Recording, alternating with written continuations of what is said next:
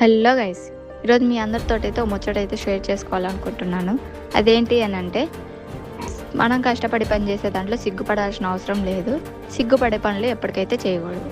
నేను ఈ మాట ఎందుకు అంటున్నా అంటే, నాతోటి ఇద్దరైతే రెండే మాటలు. ఒకటి మా ఫ్రెండ్, నువ్వు ఇట్లాగా రోడ్డు సైడ్ పెట్టుకొని ఇట్లా అమ్ముతుంటే సిగ్గుగా ఫీల్ అవ్వట్లేదా, షైగా ఫీల్ అవ్వట్లేదా అని చెప్పేసి అన్నారు. ఇది ఆ పిల్లకి రిప్లై ఇస్తున్నాను. నేను సిగ్గుపడే పనులు ఏం పనులు చేశాను అన్నది నాకు తెలియదు. నేను కష్టపడి పని చేసుకుంటున్నాను. దొంగతనం ఇంకో పని చేసి దాంట్లో సిగ్గుపడాలి. బట్ కష్టపడి పని చేసే దాంట్లో సిగ్గుపడాల్సిన అవసరం నాకు లేదు. అండ్ ఇంకొకటి మా రిలేటివ్స్లో అన్నారంట, అది నా దాకా వచ్చింది. ఏంది సడన్గా వాళ్ళ కూతురు ఇట్లాగా రోడ్డు పక్కన పెట్టుకొని అమ్ముతుంది, బాధగా అనిపిస్తుంది ఇట్లాగా అమ్ముకుంటుంటే, ఏందో ఇది అని చెప్పేసి అన్నారంట. వాళ్ళకి తీస్తున్నాను. మీరు నా గురించి బాధపడాల్సిన అవసరం లేదు. ఎందుకంటే నేను ఇది ఇష్టంతో చేస్తున్నాను.